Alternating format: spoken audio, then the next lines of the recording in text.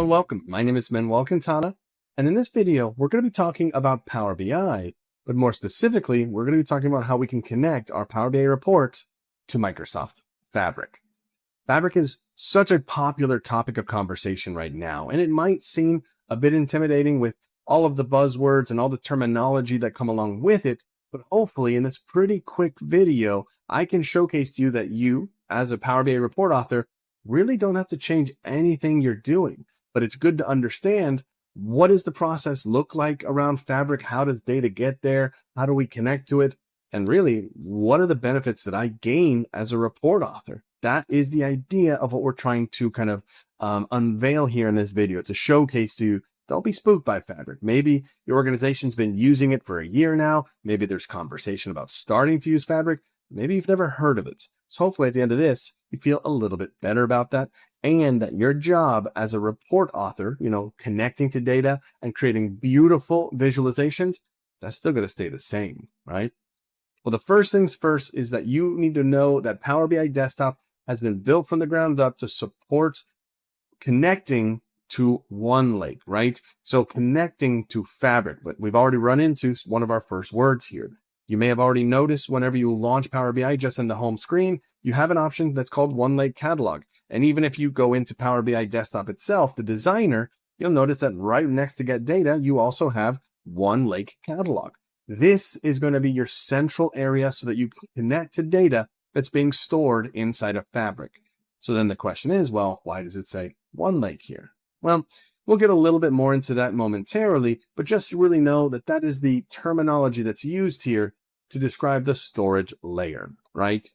Before we talk about specifics of the storage layer, we have to talk about how we connect to the data. And if you think about how you're doing that right now as a report author, it's actually going to be very similar for the Fabric engineers that are going to be curating these lakehouses, curating this storage area within Fabric for us.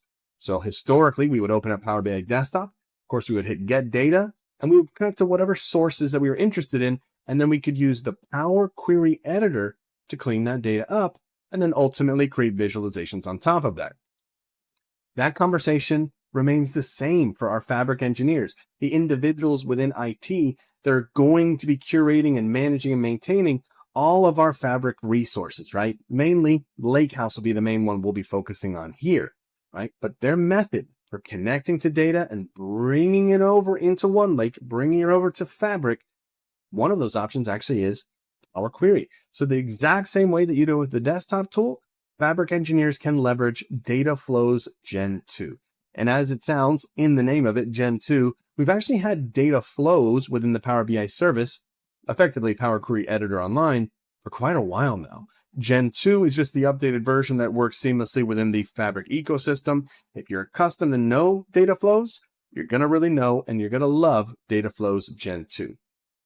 But this is just one of the options our data engineers have. When we think about Fabric as a whole, as you can see, there are many, many workloads that are at our disposal. You have things like Data Factory, which is where we do this ingestion and preparation of the data. But you also have things like engineering with warehousing. You can get into real-time intelligence. You can get into data science. Fabric is big, right? I said, when you look at it at everything, there is a lot to take in. That's why we're narrowing it down. We're focusing just on the piece that is going to directly affect you as a report author. So we know now that the method that's used to bring data into Fabric, which the term we come across here is OneLake, is very similar to what you would have done inside of Power BI. So where does all this get stored? If we're not going to be using Power BI Desktop to bring this in, which within Power BI Desktop, this is referred to as the semantic layer, which as we know results in a semantic model. How is this all happening in Fabric? Well, we come back to that very word that we learned, OneLake. This is an organization-wide data lake storage option for us, right? We don't need to go too deep into the understanding, but the main thing is it's something that it stores all the data, whether we're storing something in a lake house or in any of those other fun things we talked about, warehouses, we talked about real-time intelligence, those have event houses, all these cool things inside Fabric. At the end of the day, when you have a table in a lake house or a table in a warehouse or a table in an event house, all of that data is stored inside of OneLake.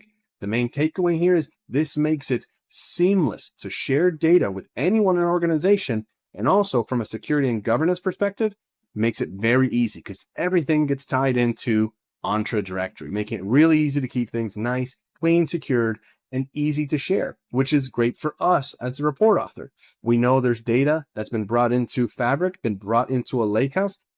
I just need to ask for that access. Maybe it just gets granted to me, and I'll be able to discover that through that OneLake catalog that we talked about. And we will see that very shortly.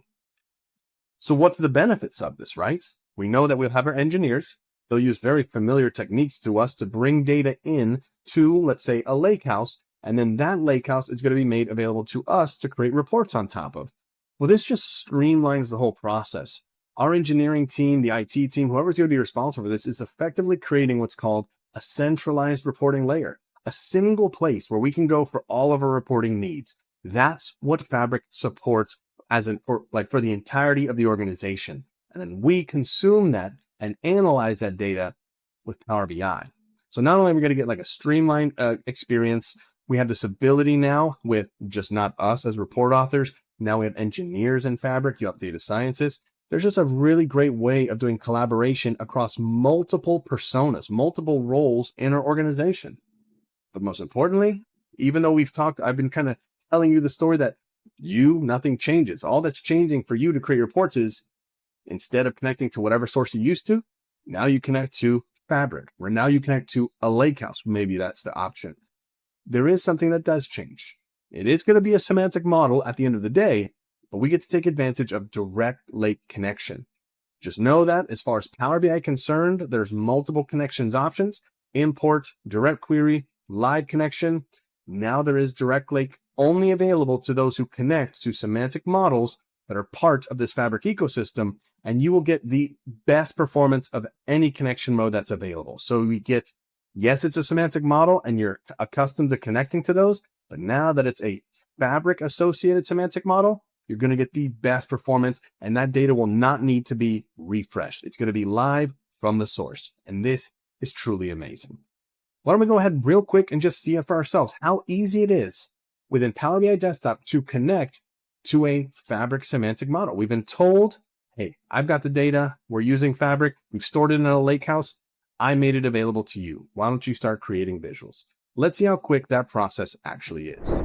So I'm going to sneak away from the PowerPoint itself. I'm going to head over to my Power BI desktop, right? And as I mentioned, just here you can see the OneLake catalog. If we were to go here and choose the lakehouse, you can, and it'll show you a list of all the lakehouses that we have access to. Now, if we choose this option, we're basically opting to create a new semantic model for whichever tables I'm interested in from that source. I can click on this one just to show you real quick. If I hit connect, it's saying, hey, you connected to this lakehouse that you've been granted access. Here is a list of the tables. Tell me what you're interested in, and we'll create a new semantic model that'll be tied to that lakehouse. So we can still take advantage of that awesome direct lake mode connection. So we should have that here brought up momentarily. There it is.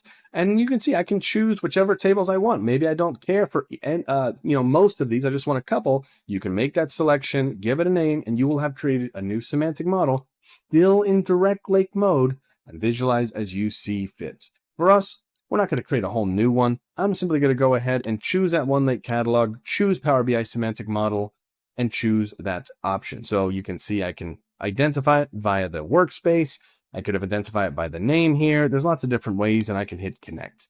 And I am now connected to a semantic model based off of a lakehouse. And you can see my tables here are going to be on the right-hand side, just like you would normally find it. And it's business as usual. I now have access to all the visualizations. I can bring in the columns. We can see just in internet sales. Also, I have a couple of calculated measures that have already been created for me.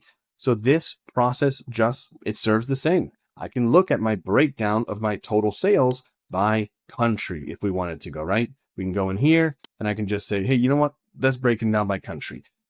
Everything remains the same. And that's really the key thing that I wanted to bring to light here. There is a ton that comes along with Fabric. There really is.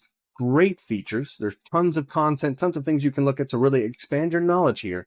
But although it's a massive landscape, just know that as far as for the business intelligence side of things, right, the way we analyze the data through Power BI Desktop, it pretty much remains the same. You're simply connecting to the source of data, which now is going to be Fabric in some way, shape, or form. We looked at it through a lakehouse, and you continue to do visualizations. But now we understand that as a byproduct to this, we get to take advantage of direct lake connection mode. And it's just going to enhance the process. It's going to make it more snappy. It's going to be way more responsive as well. We do not need to leverage any sort of refresh. That's the main takeaway. That's the big important piece. Like I said, there's a big wide world when it comes to the conversation of Fabric, and there's tons of opportunities out and available to learn more around it. But hopefully you found this quick little session helpful. You feel a little bit better on what Fabric can offer you and how easy it really is to connect to a source in Fabric. Have a nice day, and I'll see you in the next one.